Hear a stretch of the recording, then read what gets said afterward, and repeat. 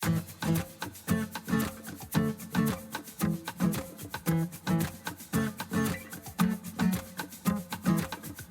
podcast is a quest for well-being, a quest for a meaningful life through the exploration of fundamental truth. Enlightening ideas, insights on physical, mental, and spiritual health. The inspiration is love. The aspiration is to awaken new ways of thinking that can lead us to a new way of being well.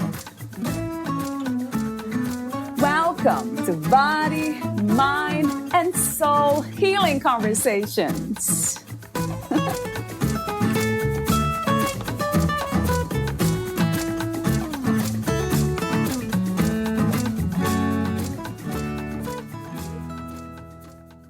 Are you seeking relief from stress, anxiety, trauma, depression, illness, injury, loss, grief, or feeling like something is holding you back?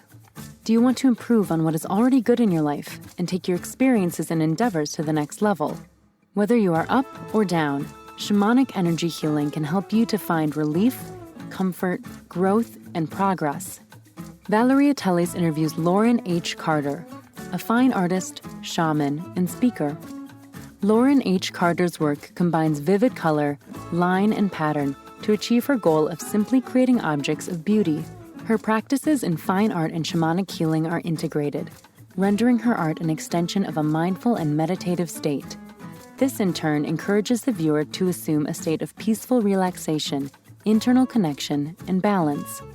The richness of the earthly world and the connection that humanity shares with the cosmos inspire her work. Her watercolor paintings are lively with feeling and color. Her serene and spectacular landscape photography brings calm to the soul. Her line drawings track the energetic currents underpinning ordinary reality and soothe the rushing brain. Her extensive experience in the arts, education, and art materials business has encouraged her to pursue her career as a fine artist and designer in the commercial and private sectors. Lauren earned her BS in art education with a concentration in ceramics and minor in Spanish in 2002 and MA in special education in 2010. She began her study of the shamanic practices of the Q'ero people of Peru in 2004 in Cold Spring, New York, and has been in private practice as a shamanic energy healer since then.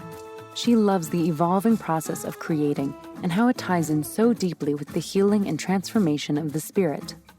After working in the arts since 2000 in various capacities, artist, art teacher, art program director, gallery and museum assistant, high-end art framer, art supply e-commerce Amazon buyer and business manager, and jeweler, she relies on her varied experience to guide her forward in her career as an artist and shaman.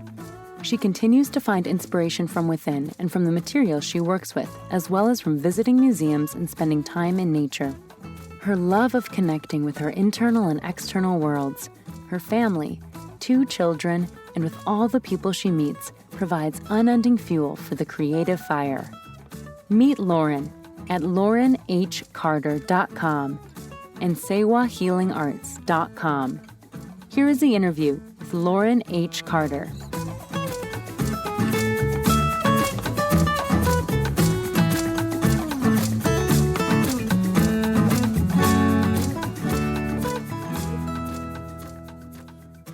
In your own words, who is Lauren Hamelin Carter? I guess say that I'm creative, vested spirit. I've just recently had 2 children in short order. They're 16 months apart. And it's just funny.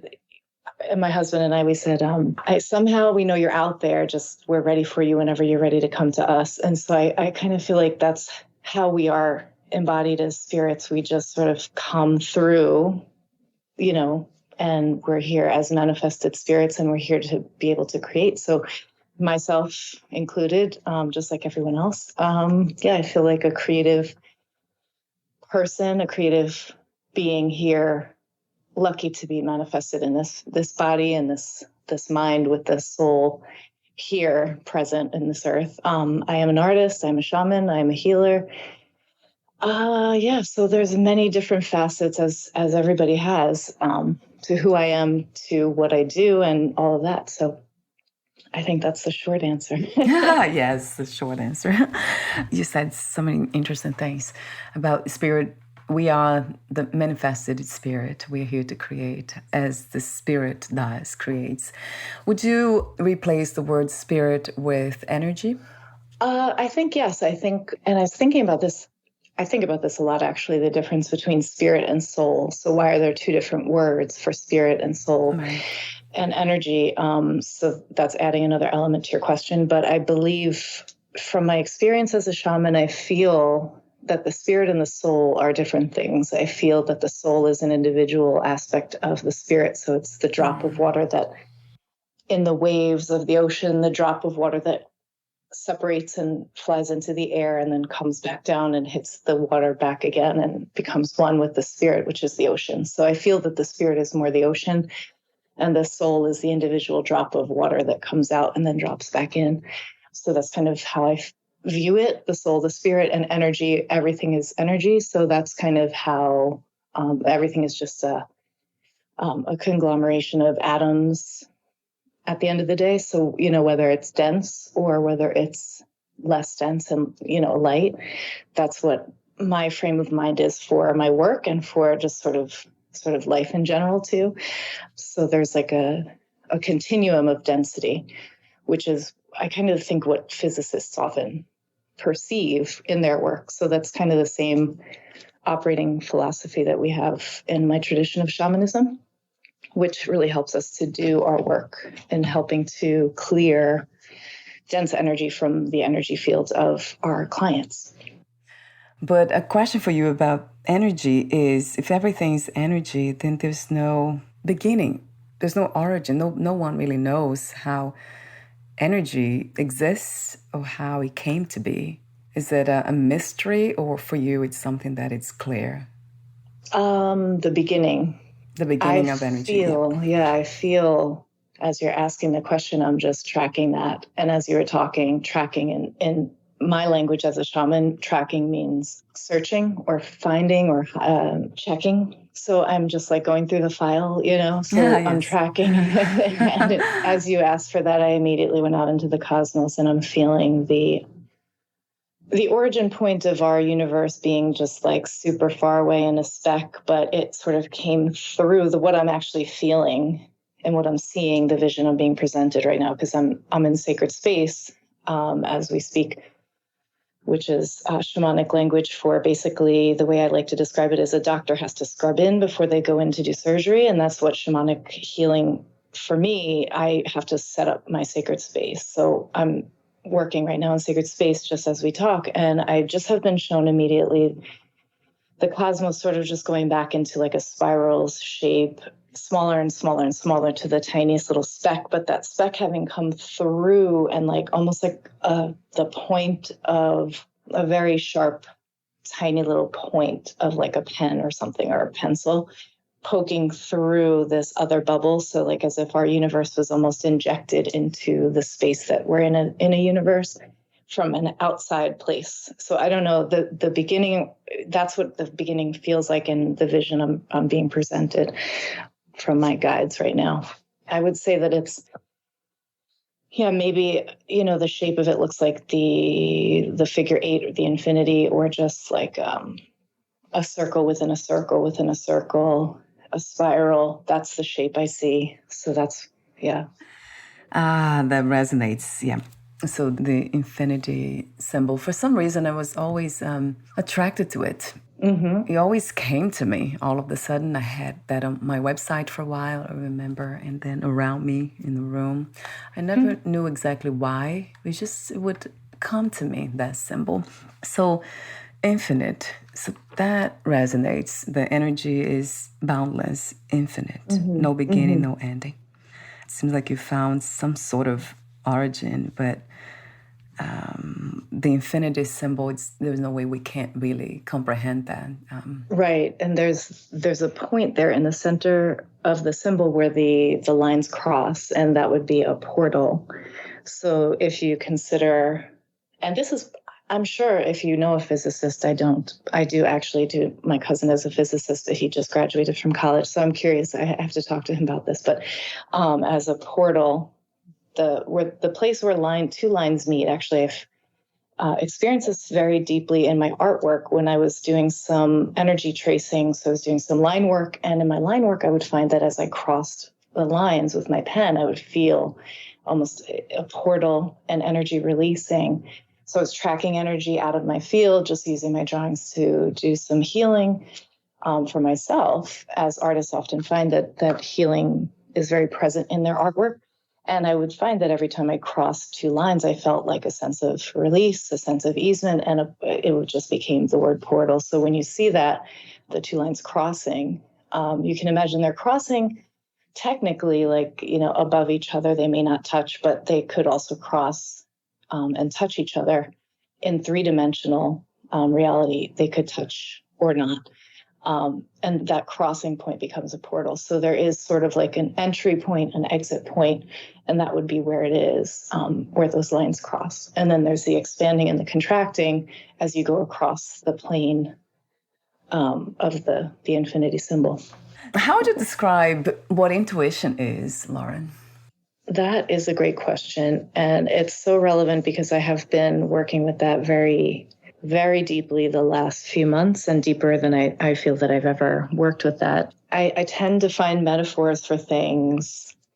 And as I'm sitting here, I feel that intuition is just sort of, it's like your spine being aligned. It's like connecting a hose to a vacuum. It's like, the phone connection when you hear the other person on the other line. It's just like the moment and the ability to connect with something that's I guess it would be the internal connection within ourselves to that greater spirit. So I guess using the metaphor of the drop of water coming out of the ocean, I guess it would be kind of when that drop of water connects back into the ocean, just that moment of like connection where it's connecting to that big ocean. That's the great spirit, as opposed to just the soul of that little drop. If I'm the tiny drop, I feel in my work as a shaman, and definitely as an artist as well, that we just, we drop into that space of the great spirit of the larger ocean. And I think intuition kind of comes in that moment of connection. And as a soul, I do feel that the more we can connect to that, the better we can be. I mean, that's what meditation is about. It's just connecting to that bigger part of ourself as a human being that isn't as connected to, all the little minutiae of life, like the dishes needing to be done or the lawn needing to be mowed, all the little things we have to focus on that also make life interesting and good. But connecting to the greater part. When you talk about connecting, what it comes to me is that we're already connected. And it's just a realization of that. That's not really something that we can do, right, Lauren? I don't think we can practice to connect because we are already connected. We're already whole. But then it feels like it's a feeling, isn't it, that we needed to connect back. So intuition, so it might be being sensitive enough to realize that everything is connected, that they're already connected. And then by doing so, that naturally happens. Now you can see the future, which there's no future anyway. So everything that's happening, it's here now. There's no time. We just kind of access that boundless energy, wholeness. What a paradox, because we keep going back and forth, right? Like I'm separated now. It's the illusion of separation, that I'm separated, and it feels so real that you're there, I'm here, and this is not wholeness, but it is. So it's real and not real in a way. I think of plants, and I think of how I have a plant on my patio outside, and it's just throwing seeds all over the place, and it's fabulous. I'm collecting some of the seeds, and they are just prolific. And you see these seeds, there's two different actually plants. And when you think of that, and they're just operating under their, divine DNA and the conditions in which they're living or not. The seed is technically must be living if it's going to grow into something, right? And that's the same thing I use to the metaphor for, having my own children per se, just saying, hey, I know you're out there somewhere. I know that seed of life is somewhere. So wherever you are, whatever that is, because it's not animated yet, it needs the right conditions, just like the seeds outside, they need the right conditions to be animated into a full plant and to have that potential. So, a plant doesn't question its purpose. It just grows into that DNA. We're lucky enough to have the question and all these questions. We're lucky enough to think about it. But sometimes I think that questioning it gets you off track, and you just have to listen to that intuition, listen to that connection. And when you do that, you end up, if you listen to it, you end up in the right place. Not that you can ever really be in the wrong place, but it just feels better when you listen to it. I love that. And I think that's what life is about, is feeling good. It's not easy for everyone. I mean, it's just not easy for everyone to feel good. And that's just the reality of being human. So right. That's a beautiful insight and message, that it is the this questioning that it causes actually the disconnection, the feeling of disconnection, and the suffering, most of our suffering. Yes, the suffering is, yeah. We have the ability to kind of create our own reality. And plants and the nature, they don't. They're just naturally conditioned to do what they do, and they gracefully do that. That's definitely the perfect word. Yeah, exactly. No questions. I wonder if we can be more like nature, Lauren. Do you think it's possible to merge back with life itself and just, flow with it without questioning so much? I think it is. I've found for myself that has happened in my own life, that I've practiced it, though. I mean, I think it takes practice, and it always, at any point in time, anything could kind of, depending on who you are, anything could topple you or tip you a little bit to one side or the other. So it's definitely a practice. I think it's a lifelong practice. And I think, and I feel that, I mean, I know it.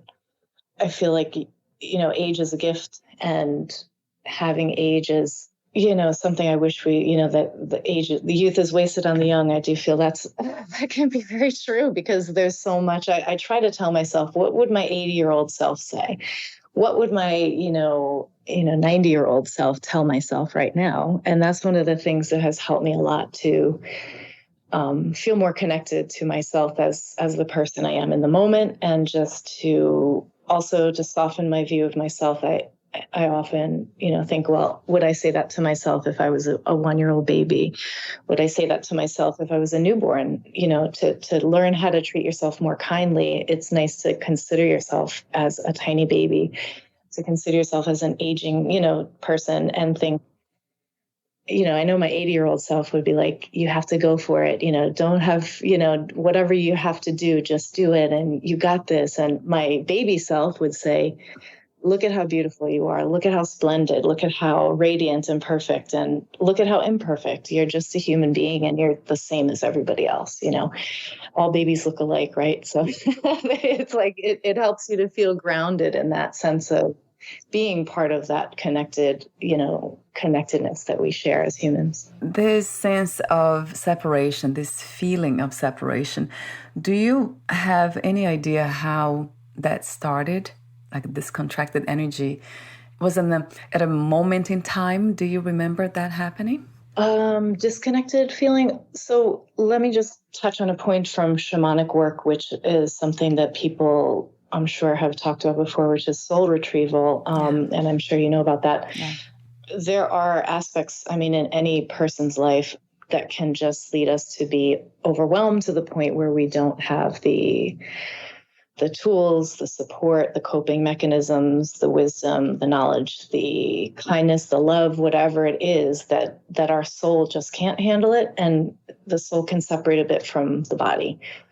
And in shamanic terms, we call that a soul retrieval, when we work to bring that soul back into the body. So when you hear people say, I had a car accident and I've never been the same since, or ever since my grandmother died, I haven't been the same, things that have an impact on people where they just can't feel joy. They can't feel like themselves. Right. they grieve, but they can't seem to get beyond the grief. Post-traumatic stress, veterans who have experienced such traumatic events. I have goosebumps because I just feel for them. It takes my voice away to I choke thinking of what they experienced, the trauma and all of that in order to survive as a human being in a body. Right.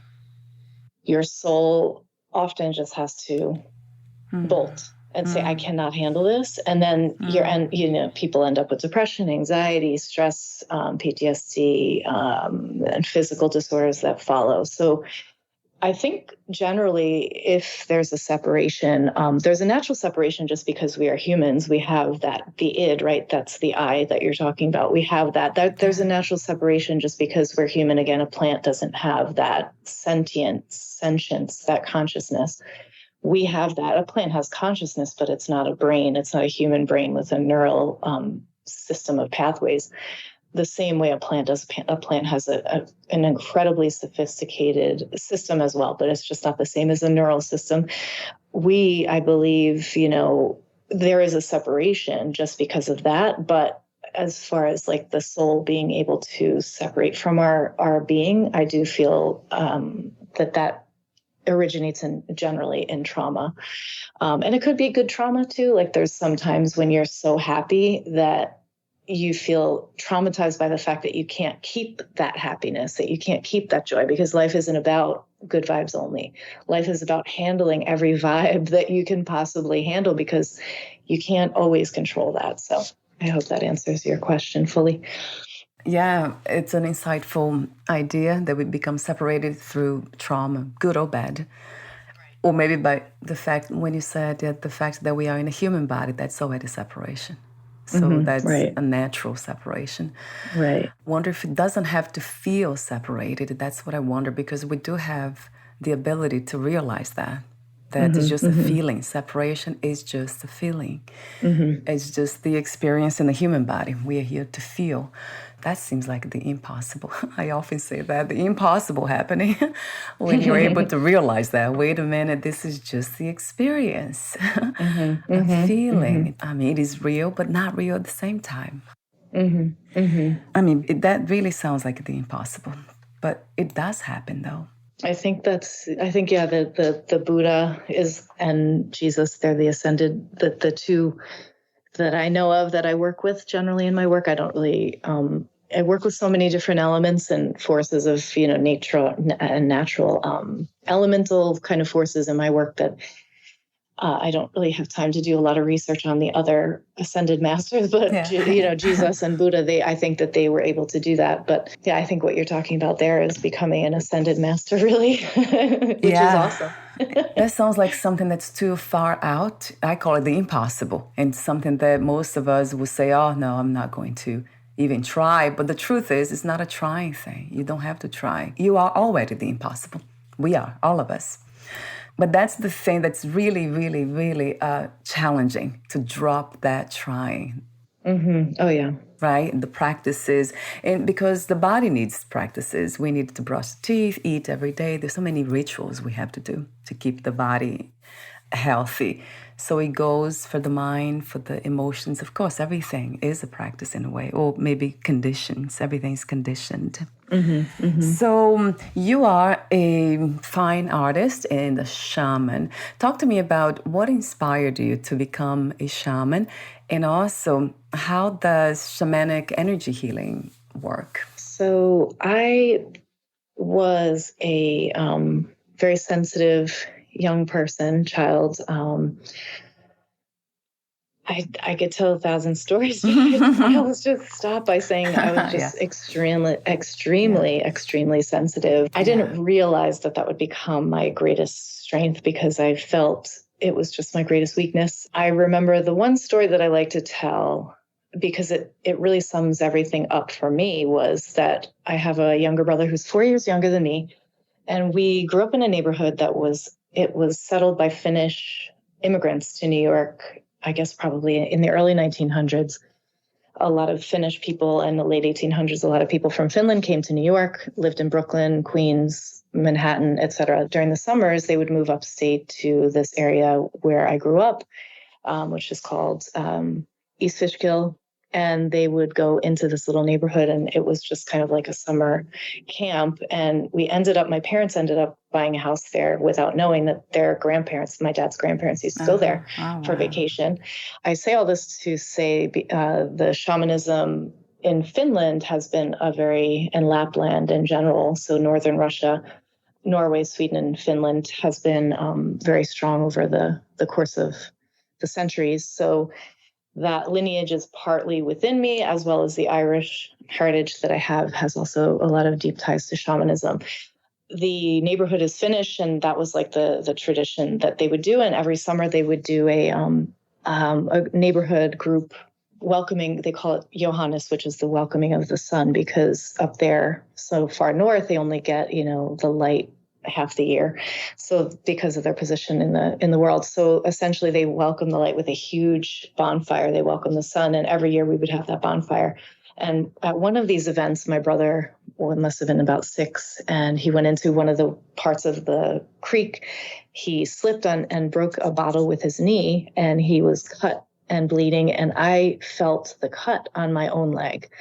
And I was like hobbling while I carried him over to my parents to have them help him. He had to get a bunch of stitches, he was fine, but I just felt the cut on my knee. And that was the first time that I really remember feeling somebody else's physical pain.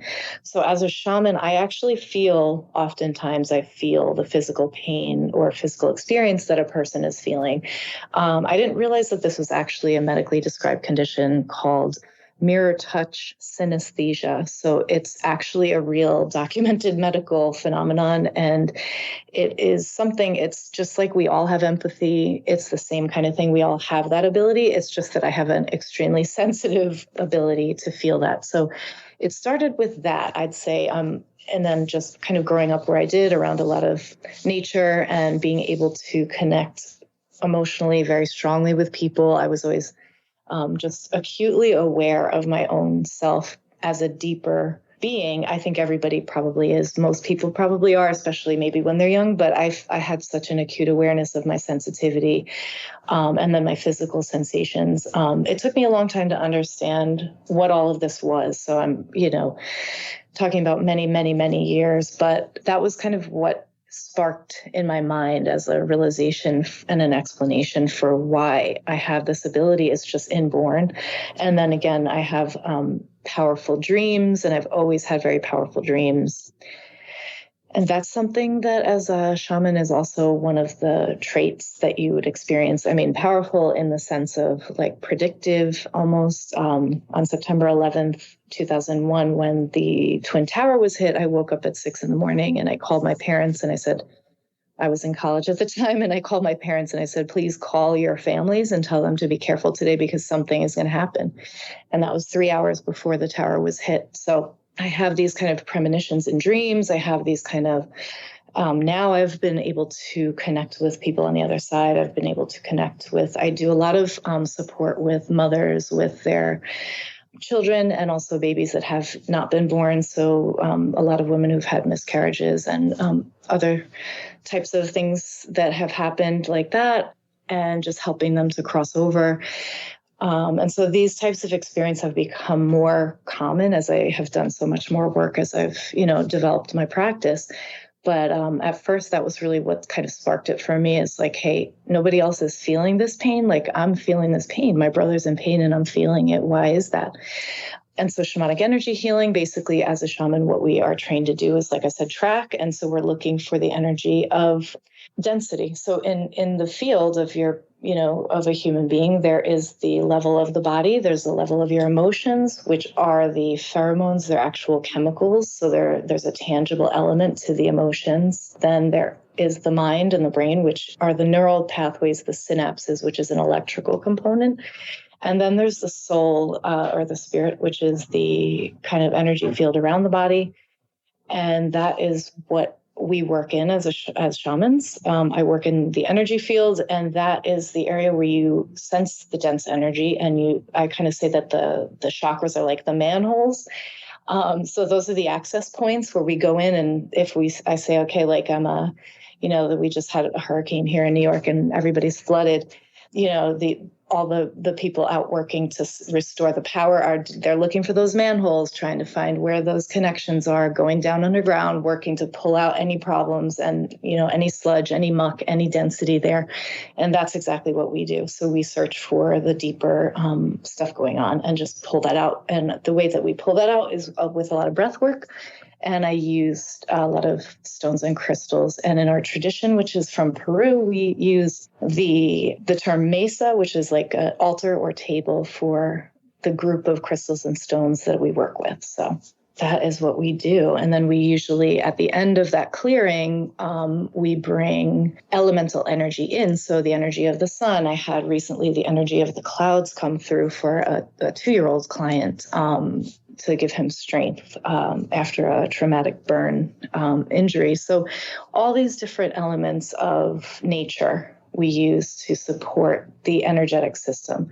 And that is how we can connect. Yes. So you're asking about connection through shamanic work. That is how we connect. So the energy comes through naturally to us. We just have to kind of sometimes clear out all the muck before we can accept it back in. Yeah. It makes so much sense. Everything's energy. So that's what we need to do if we are also energy. So to kind of clear the path so it just flow. When you talk about the way you became a shaman, that what came to me is that the way you talk about the plant and the nature, just being what they are and being conditioned to do what they do. I know we give a lot of explanations with the rational mind for why we do what we do, but that's just you being life itself and doing what it does. And then a shaman, that's what we call it, but it's just life.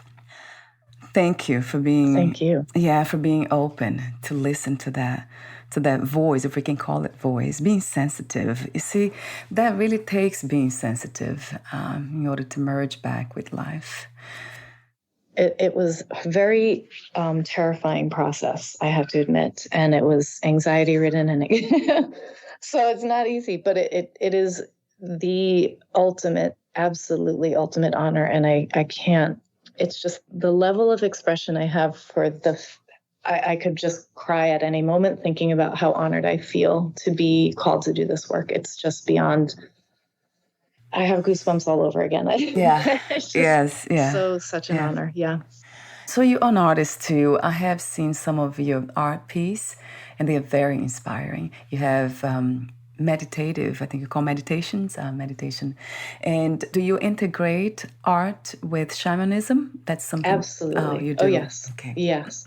So that is what I'm always trying to explain. And after a while, I said, just like you said, I'm not going to explain this anymore. It is what it is. I don't have to explain. If people understand it, they will. And if they don't, that's okay. It doesn't matter. It's also subjective art anyway, right? So you could look at it and see a cat and someone else could see a dog. It doesn't, but yes, I absolutely connect them very deeply. Yes. Especially of late, it's been even more powerful in the way that I connect with my work as an artist and as a shaman. So every day I start with a bit of meditating. I mean, it could be 3 minutes. So like I said, I have a 1-year-old and a 2, and what is he? He's almost 2.5. So they are very, very exuberant, joyous little ones that are always busy. So I get maybe 30 seconds sometimes to connect, and I just say, okay, intuition, tell me what I need to see, show me where I need to be focused today. And I just stay focused with whatever that is. I keep my intention up and for that connection. And then, generally I do spend time connecting to my healing work as the day goes. What I love about my work as a shaman is that I have about 1,000 stones just spread out all over the place that I'm always connecting with for different things, different reasons. My mesa is there as a kind of like the root. It's like the tree stump that you sit on for, it's like your table that you lean on for everything.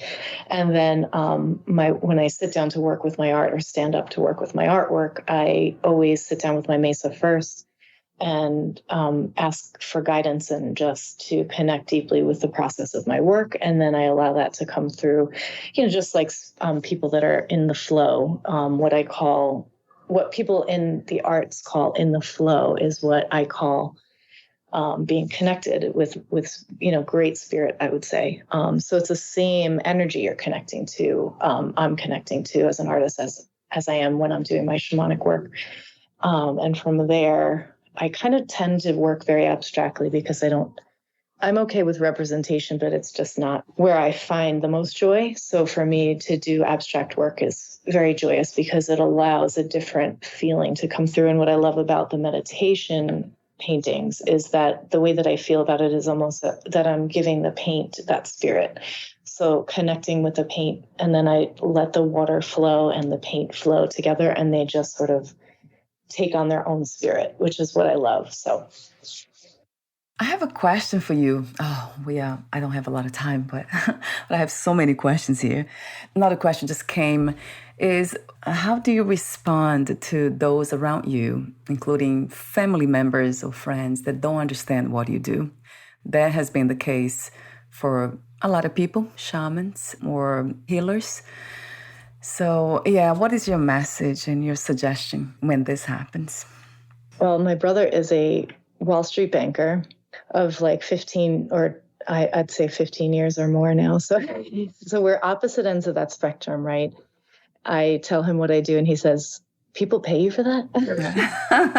Yeah. Oh my gosh, it's hilarious. So what do? I just be myself. I just trust that when I was an art teacher, I used to be an art teacher years ago. He said, I said, I would love to see you stand in front of 25 4-year-olds and get them to paint. And he said, I'll leave that to you. It's the same thing. Everybody has their strengths. Everybody has their gifts. And I believe firmly that every single person on this earth is here with just whatever gift they have. And that is just the way, just as plants, they're just their little own gift. And I just see it as if, the pine tree is not going to look at the maple tree and say, oh, you're so hideous. Your talents are worthless. You're pathetic. I wouldn't do that if I was a tree to another tree. So I'm just not going to do that to another person. And I don't want another person to do that to me. So I just say, I stand tall like a tree. Right. And I be who I am. I have no choice. I've taken the stance that this is me, and I have no choice, because when I said, for many years, I have to be a teacher. I have to do something, more traditional, or how do I make this my path? How do I do that? It was, like I said, it was terrifying and tremendously difficult, because it is not traditional. I was guided by the fact that my teacher, she said, the shamans and the medicine people often lived in a hut far, far away from the rest of the community, because they need their solitude, they need their community, but they just live a bit separate. And that's just how it is, because there's only one shaman for a tribe, maybe, or two. It's not like you're going to have, a community needs many teachers. A community needs many people to do the more grounded human work. And a community doesn't need as many shamans, because it's just the way it is. So I guess I've accepted the fact that this is who I am. So I guess the greatest answer I could give to that is by accepting myself. And then from there, I just be myself, because I have no choice. And I've just decided that I have no choice. I've made that decision. I think a lot of the time we forget our power to make a decision when it comes to feeling and other aspects of life that are less tangible. So I try to kind of think about things that way sometimes. Is, I'm making a decision and I'm just going to stick with it because it's the right decision. Yeah, it feels right, doesn't it? Practical, yes, exactly. I love that. I have no choice. That's powerful. Because I was when I thought I had a choice, and when I was choosing otherwise, I was suffering. Right. And I was suffering a lot, and it was very uncomfortable. Tell me about it. Right. No, I'm done with this. I'm done with this discomfort. I don't want to live this way. So I did make a choice. Yeah. It's almost like the feeling of making a choice. But the truth is the choice was already made, and you already are what you are, right? I just had to go along at downstream. Yeah, and that's one of the things that very challenging for me to understand is that judgment. Yeah, when others who don't understand this uniqueness, how everything, we are nature, we are not apart from nature, so we are all unique. But then we have this collective, constructed ideas that we are supposed to be doing one thing, the same thing, all of us. And then judgment sets in, and then suffering, deep suffering, violence, and chaos.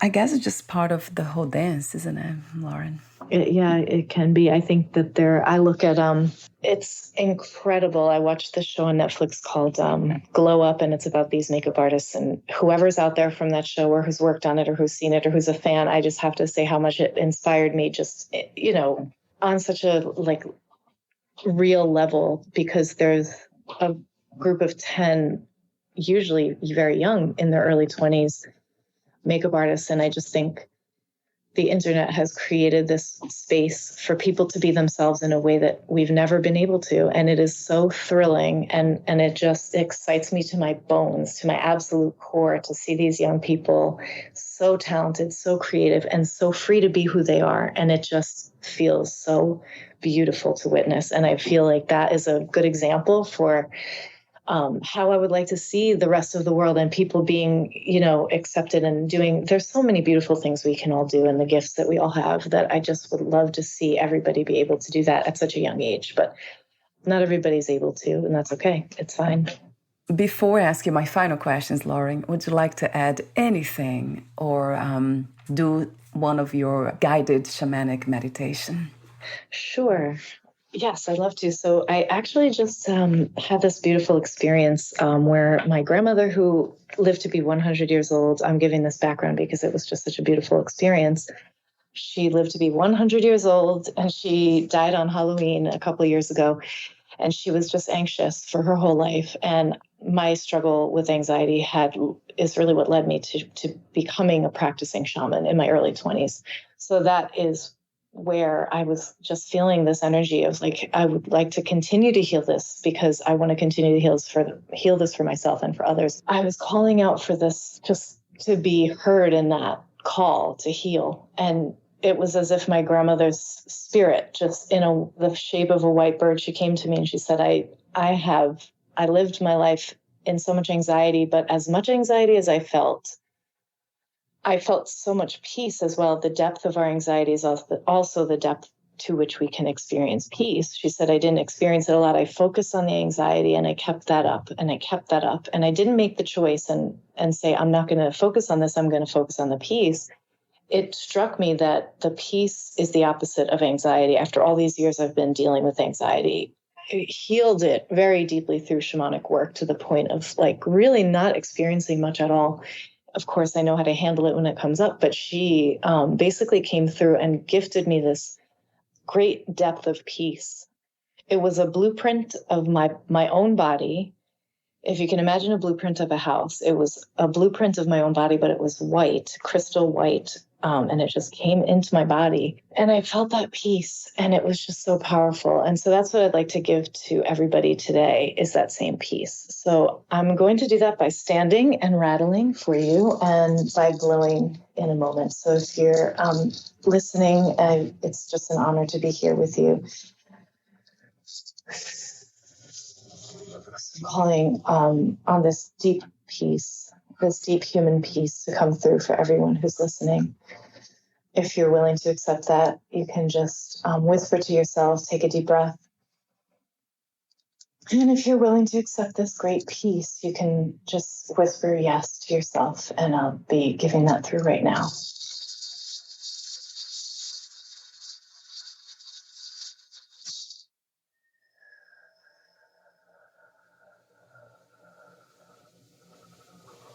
Wishing for you to feel that through your whole system, into your bones, into your cells.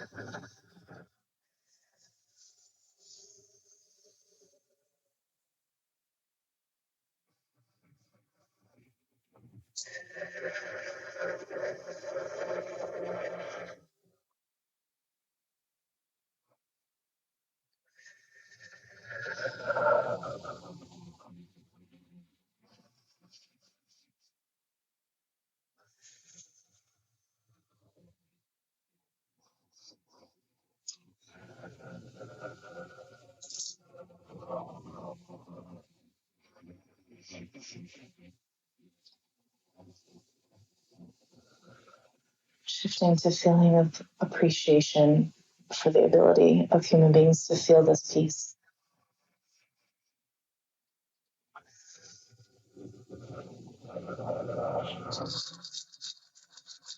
Knowing you're held, knowing that no matter who you are, no matter where you are, that somebody on this earth is groundedly, peacefully, cosmically holding space for your healing, for your peace, for your being, from the depths of the earth, from the depths of the cosmos. Knowing that you're held, feeling that you're held with the greatest of strength, with the generations, the ancestors, and the elements, in deep, powerful protection. And you're not alone.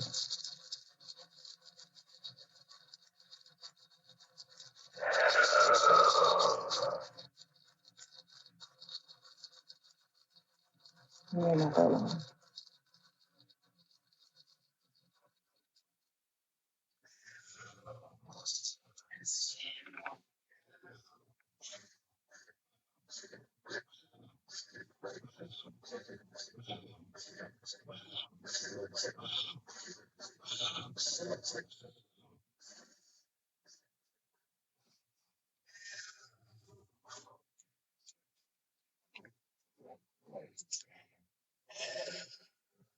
Whenever you're ready to come back to ordinary reality, take your time.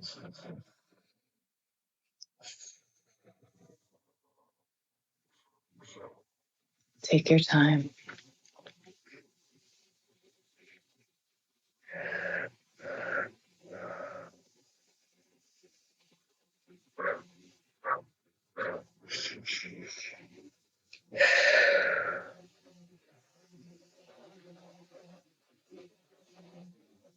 Ah, wow. Oh, I don't want to come back. I need no way. Oh, wow. I do Reiki sessions, not as often as I would like to, but it's very intense, and the body doesn't stop to shake, and it's like a thunderstorm. And I felt a glimpse of that with you now here. Yeah, there's a scientific explanation for that. It's, yeah. We could talk about that another time too. Yeah. Yes, yeah, right. So what you're experiencing is scientifically accurate and normal for this experience, yes. It is interesting how I came to kind of accept that naturally. It's nature doing what it does, and it's a flow of energy that's very powerful within the body, and it's beautiful. Thank you. Oh, it's a blessing. It's an honor, yes. Thank you. So, what is another word for life? What comes to mind? I just feel being. Life is being. It's presence, but presence feels more limited. Being feels more connected. Presence feels more like a stuck in time, and being feels more like it moves through time, which is what we do. What are 3 things you wish everyone to experience before they lose the body? Their inner child, the sense of themselves as who they were as a child. Just like I said, seeing my own two little ones, it just makes me wish I could experience how wondrous that beingness of the youth of yourself is. So I feel we can connect to that in so many ways by doing what we're here to do in general, and being around people that you really enjoy, being yourself, being able to view the world with a sense of wonder, because I feel like it's just such a beautiful gift to go through life with that sense of joy, sense of wonder, and innocence in that, in your being. So a sense of innocence in your being, 3 things. So maybe, innocence in your being, because that seems like what childhood is, or should be. obviously that's a privileged childhood if you're able to experience that. And then I'd say the ability to suspend thought. So just, I feel that thinking is where so many people get kind of caught up, and the ability to suspend thought. So we're able to just take a breath and be in a moment of challenge, in a moment of despair, in a moment of fear, to suspend your thinking. So that the language of suspension, suspending yourself to be, so suspending yourself, the I, suspending that person who's connected to the collective, but just allowing yourself to be suspended from that and being connected to the greater spirit. So that presence of greater spirit, the ocean or the, God, or whatever people want to feel, whatever it feels right to you for the bigger part of spirit. And then love and peace. I just feel like for some reason, love and peace are so different after I had that experience that I just mentioned with the anxiety, and the opposite of the anxiety being peace instead of maybe love or calm. That word of peace came through very powerfully. So I think innocence, peace, and suspended thought. So the ability to be, to connect, to breathe, to feel innocence, to feel peace.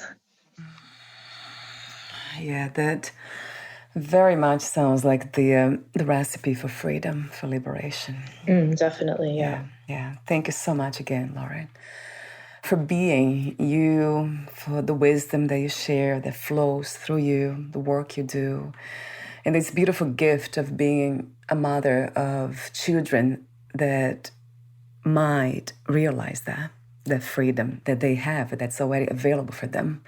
That's incredible if that can be done. I'm really excited about that, like having children already realize freedom and be free and embody freedom. That's what it is. So thank you for being you. And before we say goodbye, where can we find more information about you, your work, your services, and future projects? Oh, yes. So I will say that I am a phone person. I love to chat, so feel free to call me. My number is out there on my website. It's www.saiwahealingarts.com. Saiwa, S-A-I-W-A, again, S-A-I-W-A, healingarts.com. That is my website for my shamanic energy healing work. And then my artwork can be found at www.laurenhcarter.com. And that's just Lauren Carter, CARTER.com. And feel free to reach out. I love connecting with people, and it's just such a wonderful, fun thing to do, to collaborate, to work together in groups, to do, art and healing. I do, all kinds of different projects and group work with both of my facets of my work as a healer and an artist. So it's just a fun thing to be able to collaborate. So please feel free to reach out. Yeah, I love that. Fun. It is fun. A lot of fun to work together. Thank you so much again, Lauren, and we'll talk soon. Thank you. Bye for now. Bye-bye. Bye.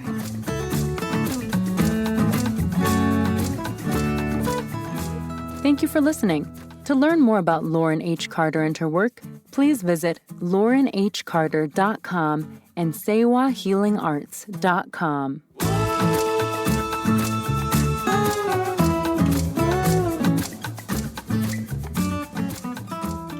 To learn more about this podcast, please visit fitforjoy.org/podcast. Thank you again for listening, and bye for now.